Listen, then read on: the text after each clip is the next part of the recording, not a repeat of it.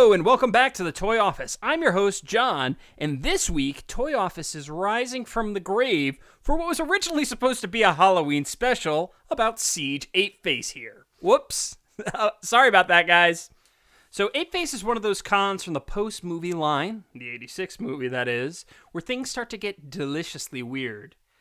Released alongside the Toy Office alumnus clones in their Generation 1 form, which these guys did see another release, so they might be a little bit easier to get a hold of than when I first did that video. Apeface is one of the two most ambitious Transformers in the Generation 1 lineup, alongside his partner, Snapdragon. Now, the original toys look incredibly technically advanced for the time, but I don't have one, so I can't really speak too much to it. And it's also ludicrously expensive at this point to find one that's in fully working order and all that good stuff. So, like, you know, I could get him, or I could get an Earthrise Ratchet, which is what I ended up doing. Binary bonded with the Headmaster Spasma, Apeface made an appearance in the Rebirth miniseries at the tail end of G1 and featured as a recurring villain in the Japanese-exclusive Headmaster cartoon. The character was largely ignored, albeit with a bizarre cameo in the PlayStation's 2 Transformers game. You remember the one that was, like, kind of based off Armada, but not 100%? It was interesting. I played a little bit of it. It was a game, to say the least. And a cameo in IDW. When Titan's Return came around, he only got a Titan Master with an homage to his original form. As you can see here, he's got the Ape mode, a little Spasma Headmaster unit, and he can transform very easily into his Triple Changer mode for the Jet mode. And I think he also makes a gun because everything in Titan's Returns turns into a gun. Siege, however, finally graced us with a new actual Apeface after roughly 32 years of existence. I'm sorry, you sweet boy. But hey, at least we got something that's kind of decent, maybe? Spoiler alert. So Apeface is a Voyager scale figure, standing at about 6.5 inches from the bottoms of his feet to the tip of his head, not the tip of his nose cone here. He's got a properly broad chest with some spindly thighs and some medial calves down there, which evokes his gorilla aspects of his gorilla mode almost better than his gorilla mode does, but we'll get to that in a second. The proportions are further filled out by his vehicle mode wings down here. And in terms of tooling, as with all Siege Transformers, he's absolutely oozing with details. Greebles abound. So much so that I'm hard-pressed to find any smooth surfaces on his robot mode. Let me see. I guess it's kind of smooth up here. The interior of the arms are slightly smooth. There's a little bit of smoothness here for the transformation. But that's about it. He's just oozing with character. 100% around.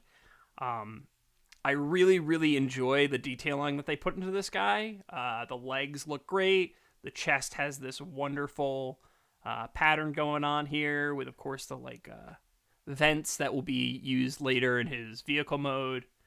Just overall, absolutely gorgeous. There's a lot to love about this robot mode, but there are some serious issues that I would be remiss to ignore.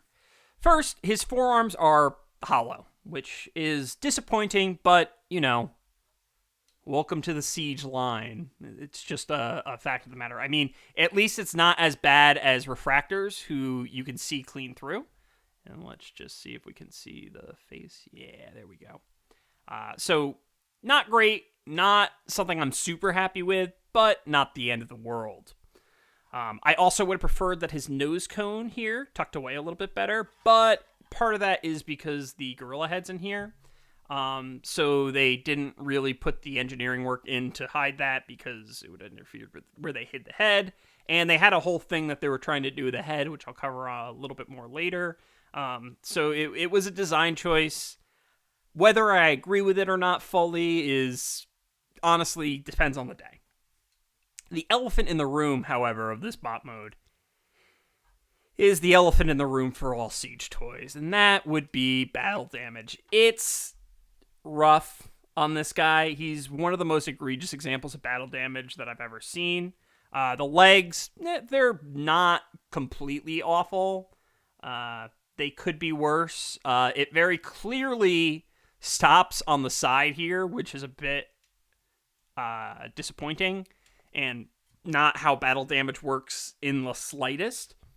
But the shoulders and the nose cone, on the other hand, make literally no sense to me. I'm going to take the shield off so you can see this a little bit better. And we'll take the gun away as well. So, let's just see if I can get a good image of this. So the shoulders kind of just, like, stop. And I know that that's because the way that they design the toy is they have one surface that they paint onto. And the corner wouldn't properly, it would be difficult to do the corner as well. But it looks bad. It doesn't make sense because it's not continued onto the chest at all. It's just, for whatever reason, he took a bunch of damage on his shoulders. Additionally, the nose cone here is incredibly egregious, but because that gets displayed a little bit better in his vehicle mode, I'll talk about that more once we're in the vehicle mode. Luckily, however, it seems as though all of the paint apps are on raw plastic. So if you were so inclined with a little bit of elbow grease and alcohol, you could remove it. I'm not so inclined, not because I like it, but because I don't really care that it doesn't ruin the toy for me. And once it's on a shelf, it's basically barely noticeable. Okay, so as for articulation, he's got a double swivel on the shoulder. Not really impeded by anything. It holds positions fairly nicely. It's relatively well done. There is a bicep swivel here. A bend at the elbow. And an inward swivel on the wrist for transformation, but you can kind of get a little bit of action out of that. For the hip, he's got a double swivel as well, but I should caution, it's a little bit stiff, and part of that is because of the way that it's engineered. You can see here, there's like a little cap there. When you move it, it kind of catches right there. So just be aware of that. It's not really an issue. It holds positions well, although it is impeded going backwards because of bits of the transformation, although you can get some pretty good angles on it. There is a bend at the knee that is also, likewise, fairly rough to move. An ankle tilt. And a toe joint, which is used for the transformation, but you can get some dynamic poses using that toe joint. So, hey, I'll take a transformation joint. Now, you may have noticed I didn't talk about the head in terms of articulation. He does have a swivel, but he's also a headmaster, much like his original G1 counterpart.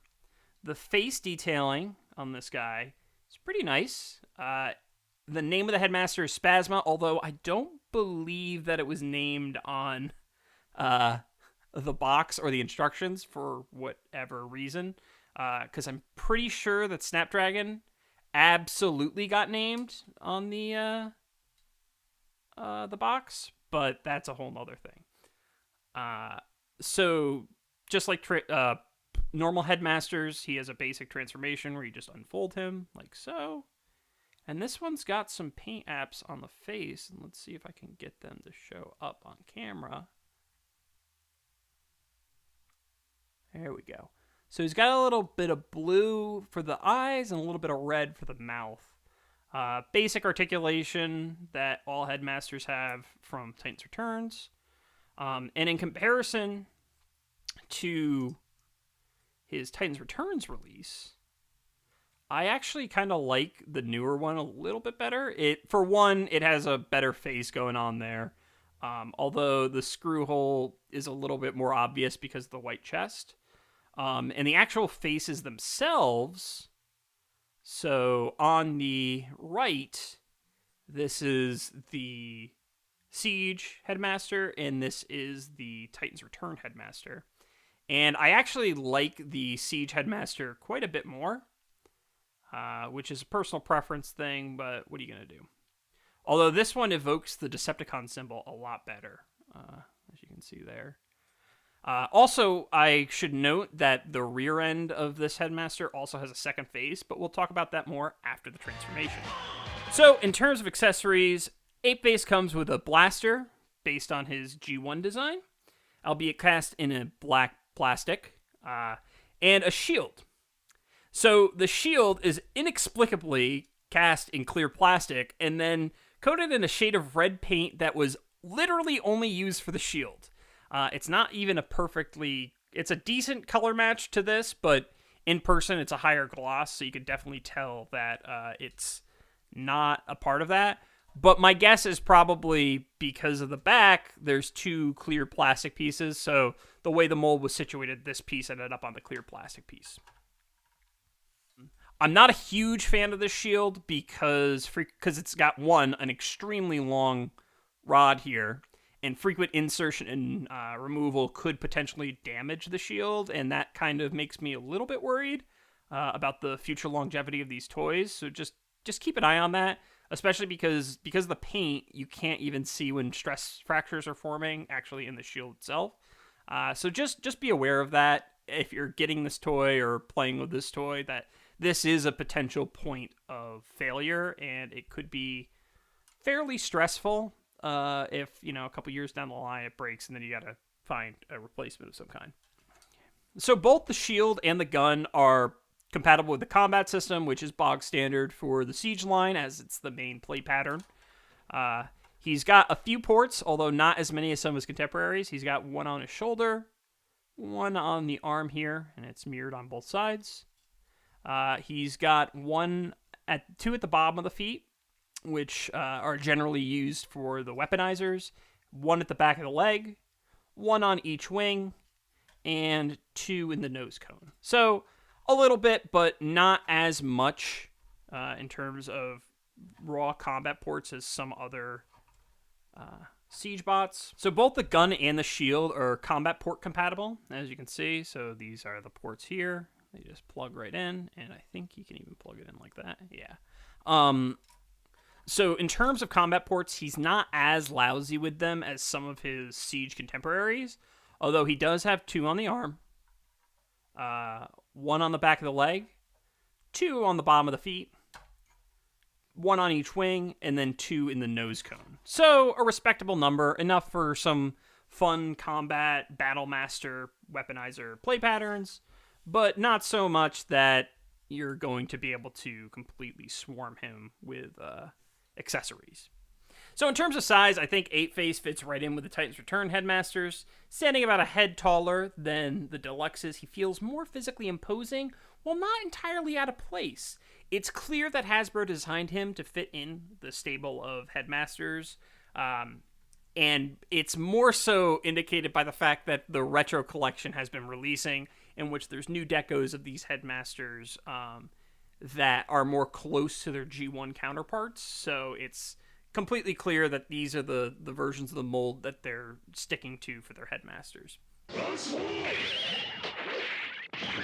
Okay, so let's get this guy into his gorilla mode. So first things first, let's remove the Headmaster.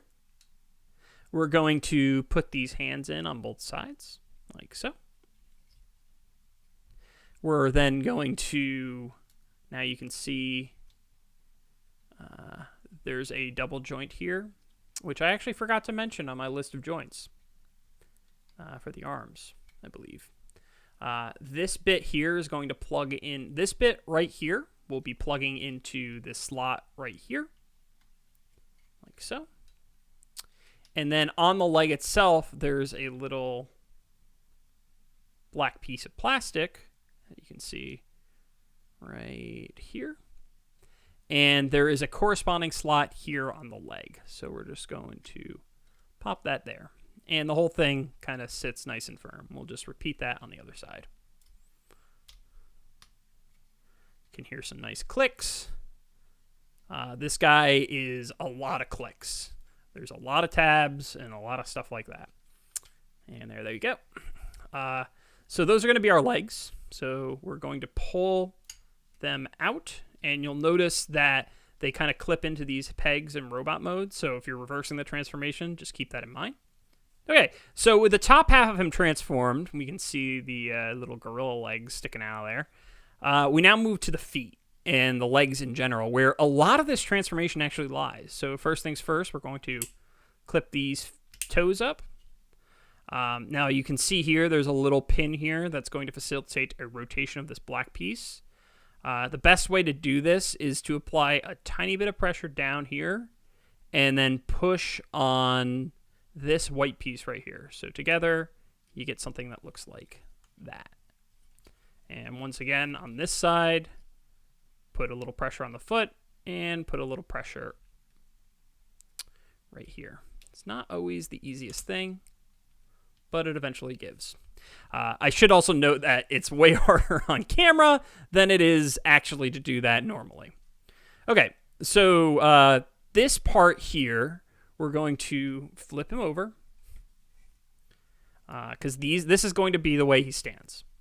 So the way that we want to do this is you can see inside here, there's this little double joint going on. So we're going to completely extend that and then close it back in. When we close it in, you can see right here on the white part of his torso, there's a little plug that we can fit this guy into. Nice snapping noise means you got it right. And we're just going to repeat that on the other side. Everything about this guy's transformation is it's mirrored. He's 100% mirrored. There's no special asynchronous or asymmetric stuff going on. So with that, most of him, he's mostly transformed, actually, believe it or not. The arms just peel out and fold out like that. And once again, they fold out like that. This part is going to come up, but first let's try to roughly get these into place. We're going to be moving those about a bit. We're also going to be pulling the head out, because if we pull the head out, then that way it'll be a little bit easier as we go along. So we're going to push this up so it's flush here. And now this is a tricky bit right here. I'm going to move these wings out of the way a little bit. To get this right, you kind of need to tab those in here and here, here and here. It kind of just like clicks into place, and it's a little tricky. Took me a few times to do it when I did a test transform off camera. Make sure everything's kind of sat in place. Now, this is very difficult. So actually, it might even be easier to pull this out just a smidge. So you can see right here, there's a little tab on Apeface. And now, the way that this works is there's a curve here, and there's a little piece of curvature here. And what you do is you make sure that the nose cone is about flush with the back, as you can see there. And then you just put some pressure right here. Now, you heard that. You should have been able to hear that snap. If you didn't, there's like a little clook. That makes sure that this is like more or less locked into place. We're going to pull this bit out so the chest's a little more prominent. And then we're going to return all these bits back to where they were. Which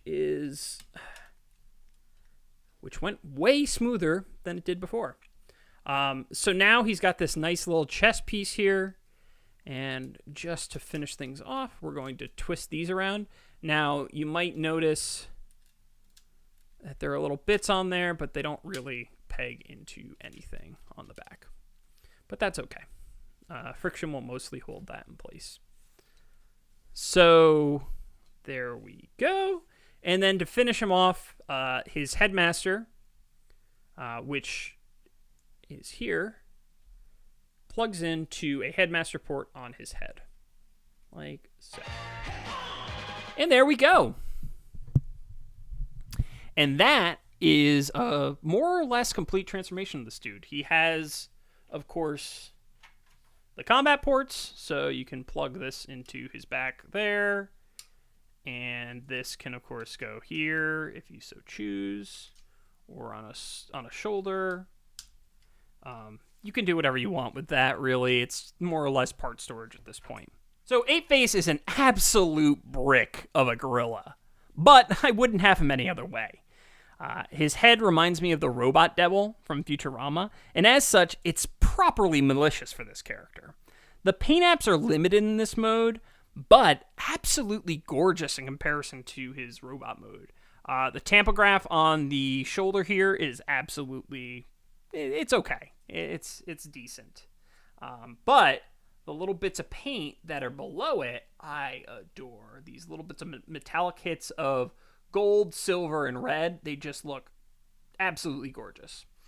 You can see a little bit of his effects, damage stuff here, but because you're usually like this, they kind of fade away.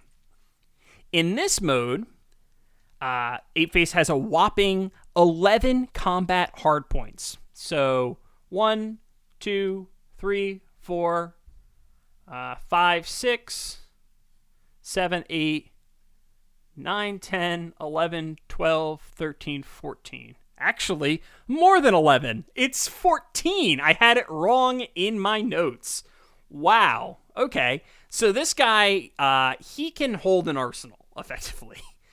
He's a little bit more or less of a weapons platform, and it's absolutely wonderful because they're all in just perfect locations for this guy. Now, in terms of articulation, he's got a ball joint on the head, some shoulder ball joints, a elbow bend, a wrist bend, a limited swivel on the hips, a limited bend on the knees, and a limited bend on the ankle. So, like I said, more or less a brick. He has a little bit of articulation in his arms and a little bit of articulation in his legs, but nothing terribly one way or the other. As I said at the top of this section, Gorilla Apeface is overwhelmingly brickish, but it feels correct for the brutishness of the character, and without a doubt, it's a massive improvement over the Titans Return Apeface that we got, which was depressing, to say the least. I think that's a fair word to say about that guy. But overall, really, really fun toy. The legs, as I said it before, for whatever reason, the calves on this guy are minuscule, and then the thighs are just absolutely massive. Overall, great, wonderful gorilla mode if you're looking for just a brutalist, just monster of a gorilla. Generally speaking, you want to start in the beast mode and then move from there, because he basically becomes a gorilla with wings. So let's get into that. So take the headmaster out again. We're going to pop that. So we're going to basically undo the little thing we did for the gorilla mode. And we're going to tuck that into the nose cone like we had it before and click that away. We're going to come back to that in a second. So we're going to hide the arms. And now you can see there is a little peg on the arm here. And we're just going to peg that into place. It's a little hard to see because of the way it's done, but in this hollow bit right here, there is a small gap that is just the right size for this bit here. So that's all clipped away. The legs aren't going to change much. We're going to be pulling them up like so. And unfortunately, these little vents that we saw in robot mode, they don't actually turn into vents for the vehicle mode like I thought. For whatever reason, I thought that it would transform like this, but that clearly doesn't work given the next step that we need to do. So sorry about the lie at the top of the episode, or back in the robot mode. We're then going to move these wings into place like so. They just clip into place. They don't have any particular pegging. They're very, very firm in those holes, so you don't really need to worry about them too much. This is the cockpit for Apeface. So let's just grab his headmaster here, Spasma, and just drop that back into there. And just get it seated. It's a little tricky. So you can see here there's 2 little holes for the feet to go into. So you just do that, and then that, lean them back. Why are you doing this to me? There we go. Okay. It's really hard to see through that plastic, and you almost wonder why they even bothered with clear plastic, which honestly, I've reached a point in my life with Transformers that I utterly despise clear plastic, and Hasbro, please stop doing it. This piece is going to go clip right here. You can see there's a little bit of clear plastic there, which once again, why even bother having the clear plastic at all? Because you're going to completely cover up your headmaster. And then the final bit to this transformation is to take these 2 pegs here, peg them into those holes there, and clip that in. So you get like a nice flush finish there. So Apeface's jet mode doesn't really look like any identical Earth jet, although in terms of toy line, he's supposed to be a Cybertronian jet, so he gets a pass in my book. As looking like an actual jet and not a robot lying down, I'm looking at you, Soundwave, Shockwave, Refractor, and basically any other Cybertronian jet mode with the exception of the Tetrajets. The only fresh paint apps revealed in this particular mode is the Decepticon Tampo on the nose cone and some white on the fuselage here. Now, as I said before, this mode, the weakness of the battle damage is incredibly clear, and let me see if I can get this to show up on camera. But you can even see right here, it literally just stops in a straight line, which is exactly what battle damage doesn't do. So overall, he's fairly kibble-free, with 2 main standouts. The Beast Mode's teeth are present at the base of the nose cone, which I kind of love, not gonna lie, because it feels like he's wearing a mask and being held up by pure obnoxious hatred, which is kind of the way that I envision Apeface in my mind anyways. And the second standout is that the Beast Mode feet, which are not completely terrible, as they're not particularly organic, so they're not like a clear giveaway, but they are obvious in terms of kibble. It's a decent jet mode, and it evokes the original design very well. And like, in comparison to his Titan's Return one, they both have very much the same DNA present in them, which is, of course, the Generation 1 Apeface. I'm a huge fan of this jet mode. It's just chunky, it's fun. Everything about Apeface's alt modes are just like fun robot versions of whatever it's supposed to be. Now, let's transform this sucker back, and I'll give you my final thoughts on him. So, overall, Apeface is a fairly solid Transformer, and if you're like me and have an affinity for Headmasters, I can't really recommend him enough. If you're interested in closing out your Headmasters collection, he's a great addition that feels in place in a Titan's Return collection, and the only real drawback is his egregious battle damage and slightly bizarre paint app on the shield. Otherwise, absolutely phenomenal figure, absolutely phenomenal character design, the colors pop, everything about him is just gorgeous. Now, it's been a while since I've done one of these Toy Office reviews. Basically, 2020 happened, and I kind of lost motivation to do these, but I've been more or less prodded and poked by my friend, and this is me responding to him and saying, here you go, here's the episode I was telling you about. I'm not sure how many of these I'll do, how frequently I'll be doing this. I definitely want to try and do Toy Office again some more, but we'll see how things go. Remember to like, comment, and subscribe. And if you like, feel free to follow me on Instagram for toy pictures and all other assorted things from my life at Mew2057, and Twitter for hot takes, which, if you're younger, maybe don't follow me on Twitter, which is at JF Dunham. I also do a podcast about cryptids with my friend Brandon Cryptopedia, which I think there's a link somewhere on this page to that. Now, as always, remember, it's okay to bring a toy to work, especially now that you're probably working from home. Bye! 待て。分かった。言う通りにしよう。あなた。カーリー、ダニエル、しばらく我慢してくれ。